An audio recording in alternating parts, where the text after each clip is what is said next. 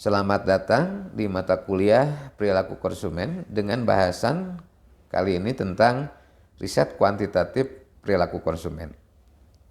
Riset kuantitatif tentang perilaku konsumen ini sangat menarik karena ada berbagai jenis data yang bisa diperoleh ya oleh para peneliti yang berkaitan dengan banyak hal. Misalnya tentang data geodemografi yang mencampurkan antara geografis dengan data demografi dasar. Nah, ini yang penting, bagaimana riset-riset kuantitatif di dalam perilaku konsumen ini sangat menarik karena para marketer atau para konsumen para marketer bisa lebih jauh mendalami tentang apa yang sebetulnya ada dan apa yang sebetulnya terjadi dan apa yang sebetulnya dibutuhkan, apa yang sebetulnya diperlukan dan apa yang sebetulnya menjadi target pasar sasaran mereka. Tentang berbagai hal yang berkaitan dengan studi pelacakan di dalam riset kuantitatif perilaku konsumen ini, misalnya bagaimana pelacakan tentang iklan. Pelacakan tentang iklan ini bisa melibatkan riset-riset yang berkaitan dengan pra dan pasca iklan. Hal ini dilakukan untuk mengetahui bagaimana mengukur tingkat kesadaran dan pengenalan terhadap merek dari konsumen sebelum dan sesudah iklan itu ditayangkan ya, atau disampaikan kepada konsumen.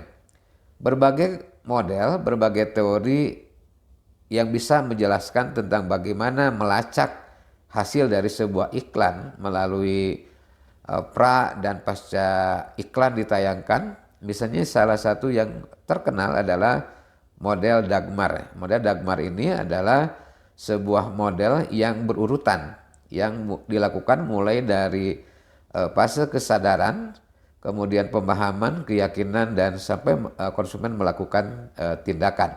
Nah, Dagmar ini banyak digunakan oleh para periset kuantitatif untuk mengukur tadi bagaimana kesadaran, bagaimana misalnya mengukur top of mind dari sebuah produk yang ada di dalam benak konsumen. Berikutnya juga bagaimana model Dagmar ini bisa meyakinkan kepada para marketer atau para periset bahwa sebetulnya konsumen itu sudah berubah perilakunya, termasuk bagaimana tindakan-tindakan mereka di dalam mengkonsumsi produk yang diiklankan atau produk yang dipasarkan. Berkaitan dengan hal berikutnya yang juga penting di dalam riset kuantitatif perilaku konsumen selain tadi studi pelacakan adalah tentang bagaimana melakukan audit terhadap media sosial. Nah, ini menarik karena topik yang berkaitan dengan media sosial atau media baru ini sangat banyak terjadi atau banyak dilakukan terkait dengan bagaimana membranding atau misalnya melakukan personal selling atau melakukan branding atau rebranding terhadap produk-produk yang akan dipasarkan. Tidak hanya menyangkut pada audit media sosial yang berkaitan dengan politik atau produk. Ya, produk itu kan ada produk barang, jasa, dan gagasan, tapi juga berkaitan dengan hal-hal yang sifatnya tadi misalnya berkaitan dengan politik, berkaitan dengan hal-hal yang berkaitan dengan kemasyarakatan. Maka muncul nanti dalam audit media sosial ini tentang bagaimana pentingnya kita menggunakan iklan layanan masyarakat misalnya sebagai salah satu teknik atau cara untuk melakukan pemasaran sosial berkaitan dengan kebijakan, aturan-aturan yang berasal dari pemegang kepentingan. Berikutnya juga yang menjadi salah satu metode penting di dalam riset kuantitatif perilaku konsumen adalah berkaitan dengan neuromarketing ya. Neuroscience atau neuromarketing ini sangat berkaitan dengan bagaimana sebetulnya teori-teori komunikasi pemasaran atau teori-teori perilaku konsumen ini sebetulnya berkaitan dengan reference atau bagaimana experience, pengalaman-pengalaman yang dialami oleh konsumen.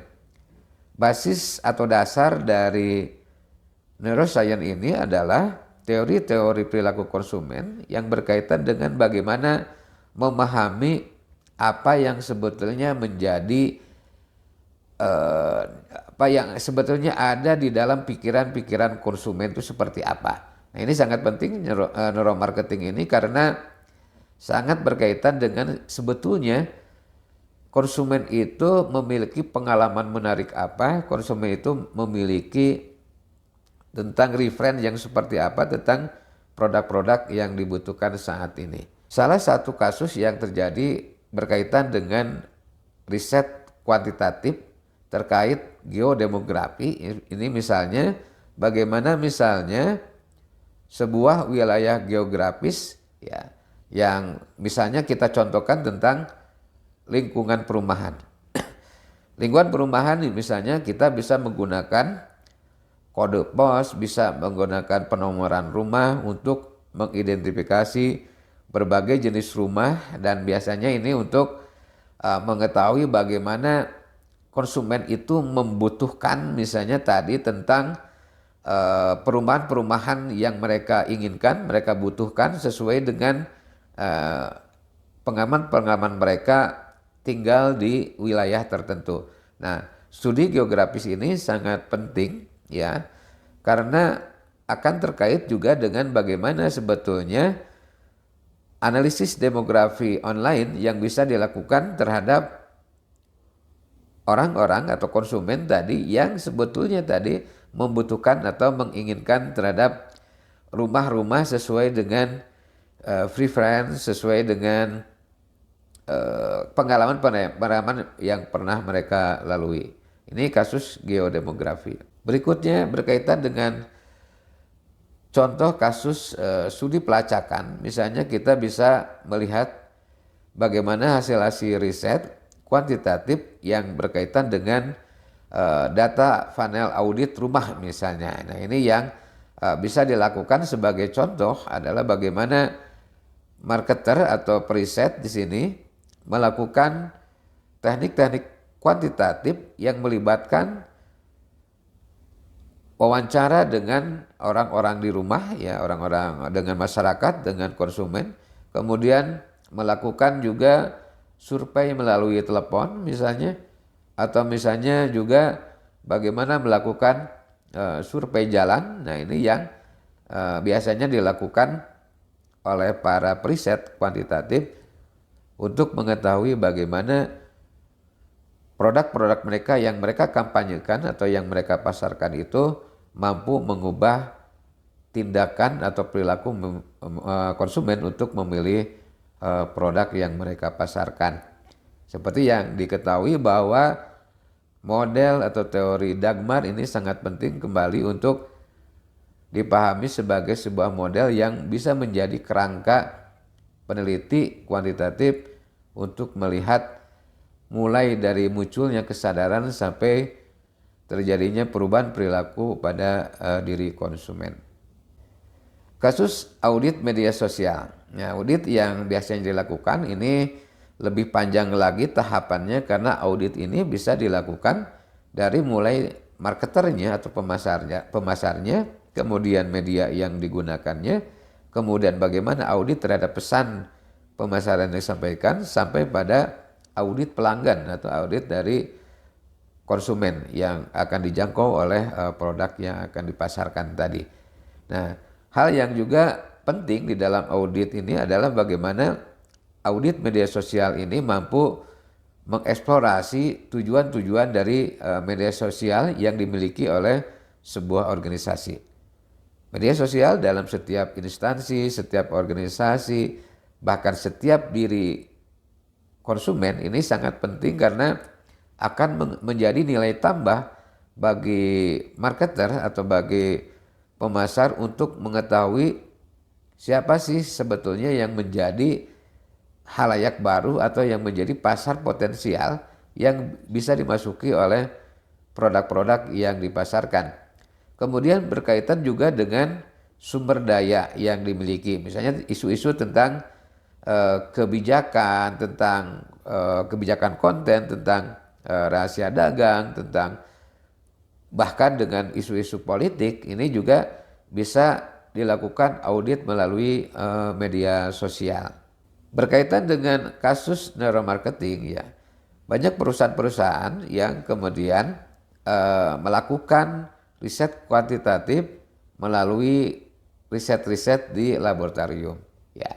Bahkan dalam tingkat universitas, kegiatan-kegiatan riset kuantitatif ini juga tingkatannya sudah lebih dalam lagi karena ingin mengangkat lebih jauh tentang teknik-teknik kuantitatif untuk mendapatkan data yang sebesar-besarnya, data-data yang valid dan reliable. Nah, pendekatan-pendekatan pada kasus neuromarketing ini biasanya mengilhami para pemasar atau marketer untuk mengetahui tadi apa yang paling dalam, apa yang terjadi pada pikiran-pikiran konsumen berkaitan dengan kebutuhan dan keinginan mereka saat ini terhadap produk-produk yang sekarang ini muncul di berbagai media. Demikian paparan singkat berkaitan dengan riset kuantitatif perilaku konsumen. Terima kasih.